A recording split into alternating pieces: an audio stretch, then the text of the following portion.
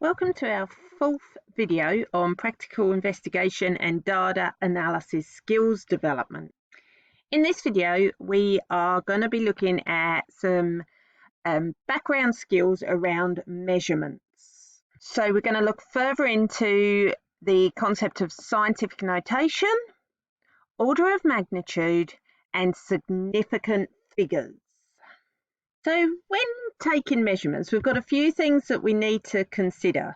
First of all, we need to consider standard measurements and their units. Now, globally, a standard set of measuring guidelines are used. Now, some regions may differ in their day-to-day activities, but in the science world, we use the same systems of measurement. Here we've got some examples of those. For example, length, we measure in meters. Now you'll see on the right hand side there's some common mistakes, and this is particularly as we use the unit for the measurement. Okay, so for meters, we use the lowercase m, not an uppercase M. Okay, seconds, we use a lowercase s, not an uppercase S. Kilograms, here's one that I know many students find confusing, or not confusing, but just use the wrong unit. Kilograms is a lowercase k and a lowercase g. That's not a capital K and G, and not a capital K and a lowercase g. Okay, they're both lowercase. Kelvins, now that is a capital K. So kelvins is a measure of temperature that we sometimes use, not a lowercase k. And then newtons, our measurement of force, is a capital N, not a lowercase n. Now the problem is if you use the incorrect unit, you may be using a unit for a different measurement, which could make things really, really confusing. Now, as we are looking at some of these concepts, there is a certain amount of maths involved. Now, those of you who find maths a bit of a challenge, don't be put off. That's why I'm making this video, to support you through this. Now, one of the things that we do need to bear in mind is place value and what we call each position around our decimal place. Okay, so if we've got a value in the ones column, well, that's a 1. If we've got a value in the tenths column, we're talking tenths, hundredths. Okay, so just remembering those positions of place value, and you can nip back to this point in the video to see this at any time that you want. But at some points through what we do, we're going to need to remember the terms of each placement of our values. Okay, now I've put this one in because it's a little controversial, and for any of you watching this video, if you hear your teachers say in maths or science, we're moving the decimal point, I give you my full permission to challenge them, because we're not actually moving the decimal point. We're increasing or decreasing the size of what we're looking at. So here we're looking at the value we're looking at. Here we're looking at 3.8. If we multiply 3.8 by 100, many teachers, me included, would say we move the decimal point to the right, but actually we don't. We're increasing the value by multiplying it by 100. We're going from 3.8 to 380.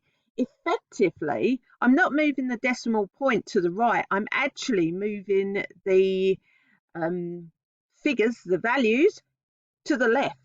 Okay, that number, our initial number, our 3.8 is getting bigger because it's being multiplied by 100. So there you go. If you hear teachers saying move the decimal point to the right or the left, if you know exactly and you can say actually that number is moving to the left because it's getting bigger, you need to justify what you're saying, but I give you permission to challenge your teachers, only if you justify it though. Okay, another thing we are going to need to remember, we're going to need to cast our mind back to year 7 maths, where we start looking at indexes and using powers in our mathematical workings. Okay, so where we have what we call our base number, and then we have our index or our exponent.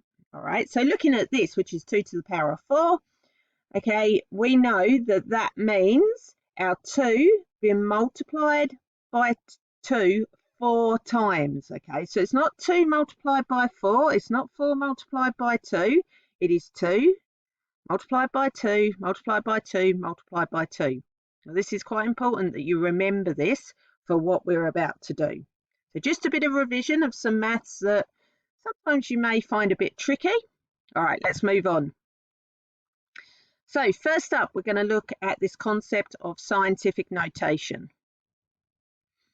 Now, when we've got this formula as such, okay, and we're potentially gonna see values written in this format. We've got two different formats. We've got a standard form where a value is written just as a, should I say, a normal number, and then we have this what we call scientific notation, and we might see a format like this being used. Okay, now these are just a few key points. All right.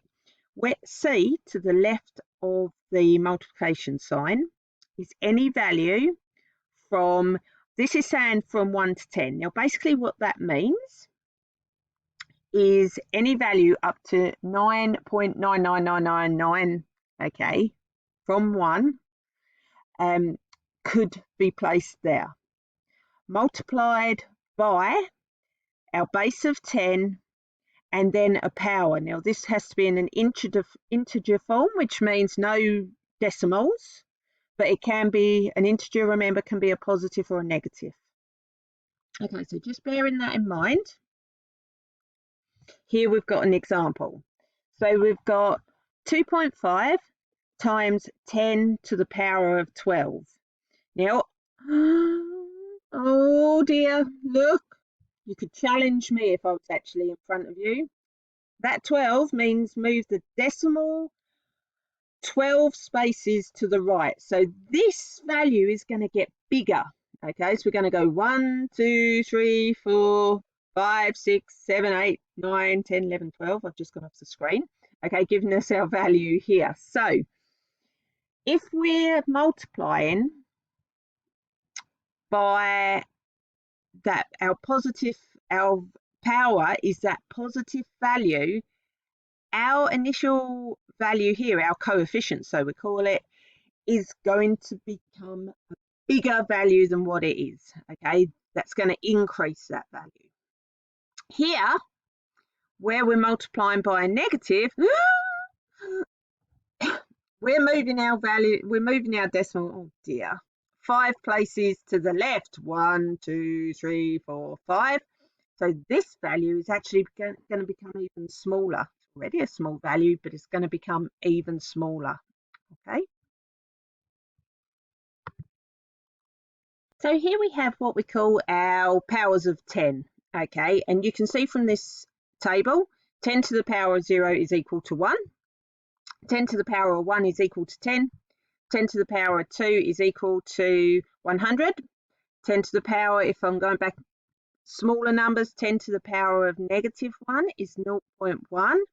Okay, 10 to the power of negative 2 is 0.2. Remembering these are our tenths, our hundredths.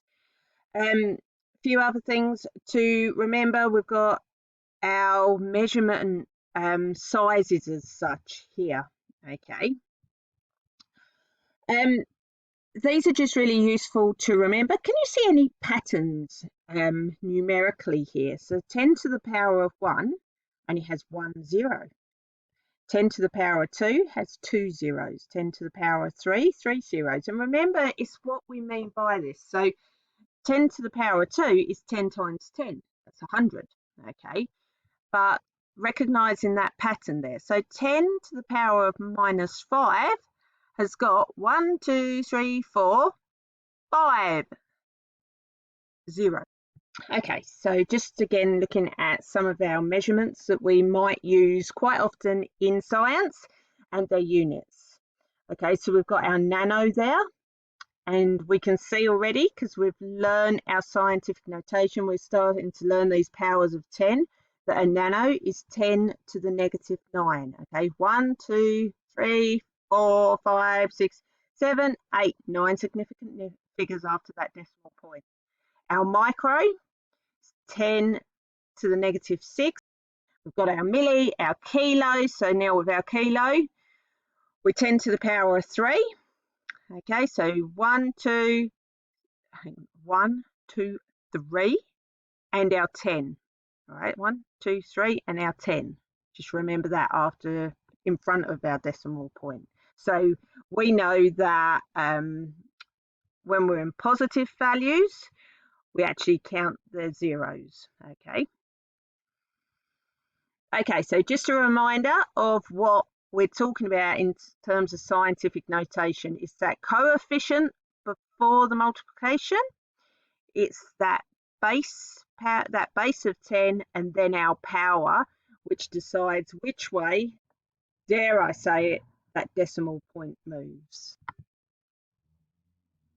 Okay, so here we've got some actual examples. So on the left-hand side here, we have got our value in standard form. So we've got 56,900.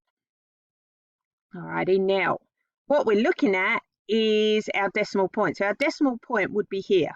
First stage of working with any of these values is make sure you put in your decimal point. So here it is, ready? And we've gone 1, 2, 3, 4. We've moved our decimal point 4 times, and our value, because it ended up there, became 5.69. Okay, did I move my decimal point? No, the value actually, in this case, the value has decreased because 5.69 is smaller than 56,900. However, we've then said, well, that's multiplied by 10 to the power of 4, which means they're equal. Okay, that's balanced. 56,900 is equal to 5.69 times 10 to the power of 4. Here we've got in standard form 0.00028. Okay, so to make it easier to work with, because we can end up with lots of numbers and things can get quite confusing. So we like things nice and neat to be able to use. And you guys can be prone to missing out the odd digit here and there, and that significantly can make a major impact to what you're doing if you miss out a value, a digit, or put the decimal point in the wrong place or something like that. So we try and work with more manageable values. Okay, so in standard form we had 0.00028. Let's make that more manageable. 1, 2, 3, 4, 5. But our decimal point is moving out to the right. Okay, we're moving to the right. 1, 2, 3, 4, 5. Sorry. 1, 2, 3, 4, 5. Okay, so we get 2.8 times 10 to the negative 5 because we moved to the right. In this case, we moved to the left. But remember, it's actually that number getting bigger or smaller. Okay, so an important thing that we may need to learn to do is convert into scientific notation. Okay, so in any number there is always a decimal point, but sometimes we're just too lazy to write it. Okay, so 1 is really 1.0. Okay, it's very good science to start putting our decimal points in. You need to first of all identify where that decimal point is located in the given value if it's not shown. Okay, so for example, if we're looking at 34.67, that decimal point is clearly shown, okay, 34.67. Cool. But if we're looking at, say, 2,387, we haven't, the decimal point is not there. However, it is implied that if you've got a value on its own like that, the decimal point comes after the final number. So in this case, it would be 2,387.0. Okay, so you put the decimal point and the 0 in the 10th. Okay, so how to convert to scientific notation. Let's use this value of 34.67. So this can be written with a power of 10 multiplier in the following ways. So if we are just saying 34.67, what we're actually saying is 34.67 times 10 to the power of 0. And remember, 10 to the power of 0 was 1. We can do 10 to the power of 1, which now means we're on 3.467 times 10 to the power of 1. We can do 10 to the power of 2, which is 0.3467. You see, the order of the numbers are not changing.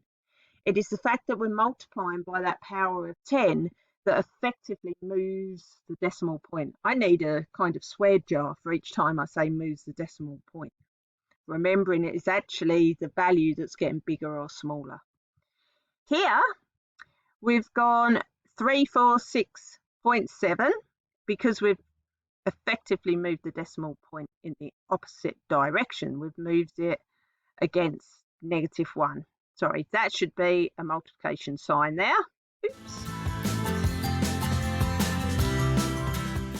Alrighty, we're going to move on to what we call the order of magnitude. And this is because in science we look at some very small and some very big objects. So what the order of magnitude allows us to do is estimate the size of objects and measurements. And an order of magnitude, in here it says this OOM, so ohm. That's not a scientific unit or anything, it's just an abbreviation for the purpose of these slides. So an order of magnitude is simply the closest power of 10 that the value is closest to. So it's really helpful here to convert numbers to scientific form first. You'll get lots of practice of that in class, okay? Now, here's some examples. 345 is closer to the value 100. So it's not close to 1,000. If it was over 500, it would be closer to 1,000. But this is 345. It's closer to 100 than it is 1,000. So it has an order of magnitude of 2. Okay, so that would be 10 to the power of 2.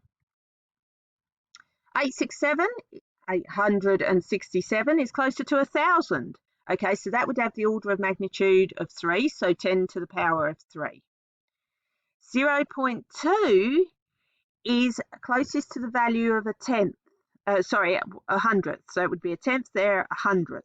Okay, remembering that our place value names.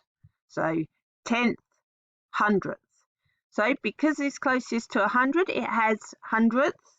It has the order of magnitude of -2, so 10 to the power of -2. Now this, remembering, if this was 0.4.999 or below, it would be closer to the 100th. But because it's above that, it's actually closer to the 10th, because if that adds 2 more, it becomes a 10th, okay? So it has an order of magnitude of -10 to the power of -1, because it's closer to the 10th than the 100th. So it's all about that rounding. Now, here we've got some order of magnitudes of some very small and some very big things, just to put this into perspective of what we've been talking about there. Remembering, if we're looking at negative powers, we're talking very small, and if we're talking positive powers with big values, we're talking very big. Now we're going to start looking at this concept of significant figures. A thing to just remember as we do this is our names of our value placement in terms of their place value. Now, as we talk about significant figures, we're looking at recognised values in a number. Okay, so here are some examples. For example, if there's a 0 before a decimal point, it's not classed as a significant figure. It's just there. It says for cosmetic purpose. It's just there to remind you that there is a decimal point there. Okay, now we've got 2 values here, 2 zeros. These are not significant. They're only there because they are to locate where the decimal point is and where our first significant figure is. Okay, so it's significant. All non-zero integers are significant. All zeros between non-zeros are significant, and all zeros after our values are significant.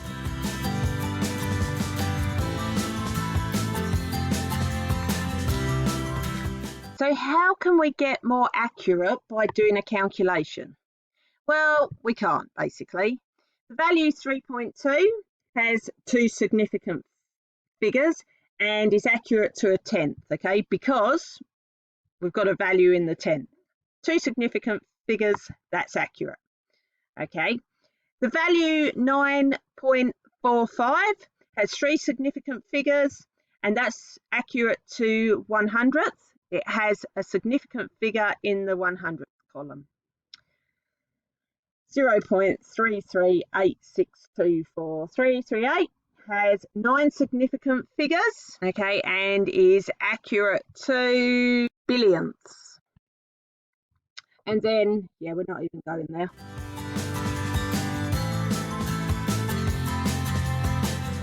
Okay, so this concept is used because it's actually not possible to measure anything exactly. And when you think about what we talked about with our equipment, we can get extremely accurate, but you could be more accurate.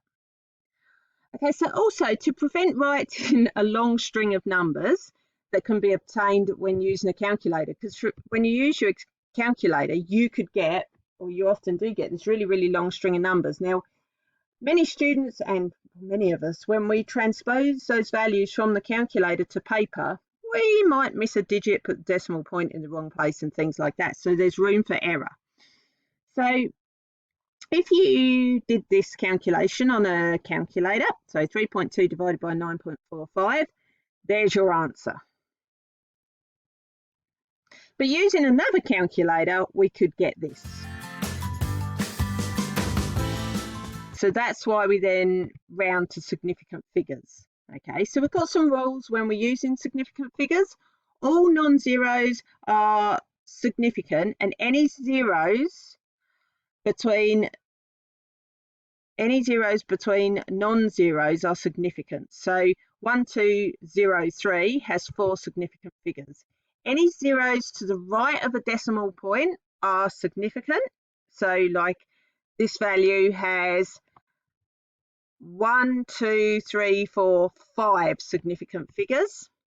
Any zeros to the left of a non-zero are ignored. So any of these are ignored. So just a reminder of what we first looked at there.